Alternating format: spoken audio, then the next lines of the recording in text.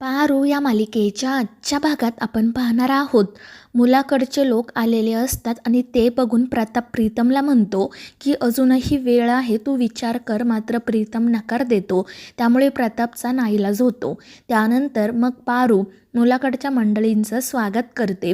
आबासाहेब खूप खुश असतात आणि मग त्यानंतर ते मुलाला आणि त्याच्या आईवडिलांना घरात घेऊन येतात. तर तो मुलगा म्हणत असतो की आबासाहेब, खरं तर मला ना साध्या पद्धतीनेच लग्न करायचं होतं, पण तुम्ही खरंच खूप छान तयारी केली आहे. आणि ते ऐकून आबासाहेब म्हणतात की असं कसं, माझ्या एकुलत्या एका मुलीचं लग्न आहे, ते मी धूमधडाक्यात करणारच. आणि मग त्यानंतर ते प्रीतमला ज्यूस घेऊन बोलावतात. प्रीतम पाहुण्यांसाठी ज्यूस घेऊन येतो. तर आबासाहेब त्याची सगळ्यांसोबत ओळख करून देत म्हणतात की हा नंदी अगदी माझ्या मुलासारखाच आहे आणि सकाळपासून सगळी कामं जबाबदारीने करत आहे. मात्र त्याचवेळी ज्यूस देत असताना प्रीतमकडून चुकून त्या रोहितच्या अंगावरच ज्यूस सांडतो आणि त्यामुळे तो रोहित प्रीतमवर खूप चिडतो. तो प्रीतमला म्हणत असतो की तुला कळत नाही का, मी नवरदेव आहे, माझे कपडे तू कसे काय खराब केले. आणि ते ऐकून पारू म्हणते की तुम्ही काळजी करू नका, मी साफ करून देते. मात्र तो रोहित म्हणत असतो की नाही, याने माझे कपडे खराब केले आहेत ना, मग तो साफ करेल. आणि मग आबासाहेब प्रीतमला म्हणतात की नंदी, त्यांना घेऊन जा आणि त्यांचे कपडे साफ कर. त्यामुळे मग प्रीतम त्या रोहितला तेथून घेऊन जातो. तर दुसरीकडे मिहिर दिशाला जाऊन भेटतो आणि तो आदित्य आणि प्रीतमचे गावामधले फोटो दिशाला दाखवत असतो आणि म्हणत असतो की तू या लूझरसोबत लग्न करणार आहेस का दिशा. तर ते सगळे फोटो बघून दिशा खूपच खुश होते आणि मिहिरला म्हणू लागते की तुलासुद्धा माहिती आहे ना की मी हे लग्न का करते ते, आणि मला कळत नाही आहे की तू एवढा चिडचिड का करतोय. त्यावर मिहिर म्हणतो की तुझ्यासाठी सगळी कामं मी करणार आणि तू मात्र त्या किर्लोस्करांच्या घराण्याची सून होणार आणि तुला सगळं मिळणार, पण माझं काय. आणि त्यावर दिशा म्हणते की तू काळजी करू नको, आपण 2 जन्म घेतले ना तरी जेवढी प्रॉपर्टी आपण कमावू शकत नाही एवढी प्रॉपर्टी त्या किर्लोस्करांकडे आहे. आणि एकदा का माझं लग्न झालं की ती सगळी आपल्याच ताब्यात येईल. आणि तो प्रीतम ना फक्त माझा नावाला नवरा असेल, माझ्यावर खरा अधिकार तर फक्त तुझा असेल. आणि ते ऐकून मिहिरसुद्धा खुश होतो. तर दुसरीकडे तो रोहित त्याचे कपडे साफ करतो. त्यानंतर प्रीतम त्याला बाहेर घेऊन जाण्यासाठी निघतो, पण रोहित त्याला थांबवत म्हणतो की तू खरंच या घरातला नोकर आहेस का, कारण आबासाहेब तर तुला त्यांच्या मुलाचाच मान देतात. आणि त्यावर प्रीतम म्हणतो की हा त्यांच्या मनाचा मोठेपणा झाला ना, या घरातली सगळीच लोकं खूप चांगली आहेत. तर रोहित त्याला विचारत असतो पण मग तुला सगळ्यात जास्त कोण आवडतं, प्रिया का. आणि ते ऐकून प्रीतमला धक्काच बसतो. तो त्या रोहितकडे बघत असतो. तर रोहित म्हणतो की सांग ना, तुला प्रिया आवडते का. तर प्रीतम देखील म्हणतो की प्रिया मॅडम कोणाला नाही आवडणार, खूप प्रेमळ आहेत, मन मिळावू आहेत, सगळ्यांसोबत आदराने बोलतात, प्रत्येकाला रिस्पेक्ट देतात. आणि ते ऐकून रोहित म्हणतो की तू माझ्या बायकोचं एवढं कौतुक केलं आहे तर मलासुद्धा तिला भेटायची इच्छा झाली आहे, तू प्लीज आमची भेट घालून दे. पण प्रीतम म्हणत असतो की लग्नाआधी तुम्ही असे भेटलात तर आबासाहेबांना आवडणार नाही. पण तो रोहित प्रीतमचं काही ऐकत नाही आणि मग नाईलाजाने प्रीतम त्याला प्रियाच्या खोलीत घेऊन जातो. तर रोहितला बघून प्रिया घाबरलेली असते, पण प्रीतम तिला म्हणतो की यांना तुमच्याशी काहीतरी बोलायचं आहे. आणि मग तो बाहेर जाऊन थांबतो. मात्र प्रीतम खूप रडत असतो.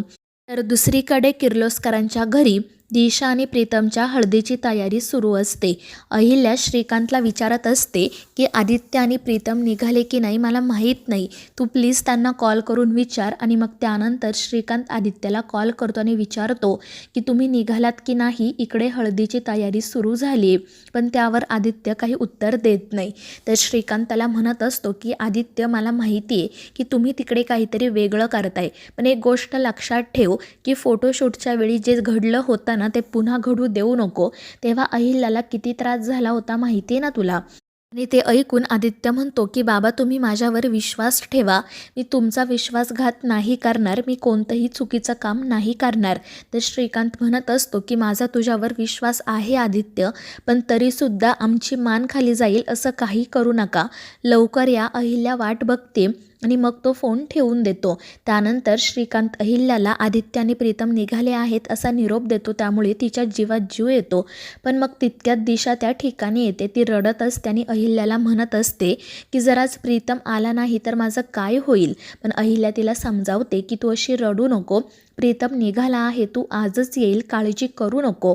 तर दुसरीकडे तो रोहित प्रियासोबत बोलत असतो. तिच्याकडे एकटक बघत असतो आणि त्यामुळे प्रिया घाबरून खाली मान घालते. तर तो रोहित म्हणत असतो की तुम्ही खरंच खूप सुंदर आहात. तुमच्या सौंदर्याची तारीफ करायला शब्द कमी पडत आहेत. मी स्वतःला नशीबवान समजतो की तुमच्यासारखी सुंदर मुलगी माझी बायको होणार आहे. पण त्यावर प्रिया काहीच उत्तर देत नाही. तर तो रोहित तिला म्हणू लागतो की मला माहिती आहे की आपली जास्त काही ओळख नाही, पण मला तुम्ही खरंच खूप आवडलात. आता तुम्ही सुद्धा काहीतरी बोला. तुमच्या माझ्याकडून काय अपेक्षा आहेत ते सांगा. तुम्हाला कसा नवरा हवा होता. आणि ते ऐकून प्रियाच्या डोळ्यांसमोर प्रीतम येतो आणि ती म्हणू लागते की माझा नवरा हसतमुख असावा, जो स्वतः देखील आनंदी असेल आणि मला देखील कायम आनंदात ठेवेल. प्रत्येक क्षणी जो माझ्यासोबत राहील आणि फक्त माझाच असेल. आणि ते सगळं काही ऐकून तो रोहित म्हणतो की अरे बापरे, तुम्हाला तर खूप काही हवं आहे, पण हे सगळे गुण माझ्यात नाही. पण तुम्ही काळजी करू नका, मी नक्की तुम्हाला हवा तसा नवरा बनण्याचा प्रयत्न करेल. आणि मग तो तेथून निघून जातो. पण प्रिया खूप रडत असते. त्यानंतर मग साखरपुड्याची सगळी तयारी होते. आबासाहेब पारूला सांगतात की जा तू प्रियाला घेऊन ये. त्यामुळे मग पारू प्रियाच्या खोलीत येते. तर प्रिया तिला मिठी मारून रडू लागते. मात्र पारू तिला समजावत शांत करते आणि मग तिला खाली घेऊन जाते. मात्र प्रिया आणि पारू खाली येत असताना प्रीतमला खूप त्रास होत असतो. त्याच्यासोबतच आदित्य आणि प्रतापला देखील वाईट वाटत असते. पण ते दोघेजण काहीच करू शकत नाही. आणि मग त्यानंतर प्रिया त्या रोहितच्या जवळ बसते आणि मग साखरपुड्याच्या विधींना सुरुवात होते. पण प्रिया एकटक प्रीतमकडेच बघत असते आणि रडत असते. तर प्रीतम खाली मान घालून उभा असतो. तो काही बोलत नाही. आदित्यला या सगळ्या गोष्टींचा खूप त्रास होत असतो आणि तशीच अवस्था प्रतापची देखील असते.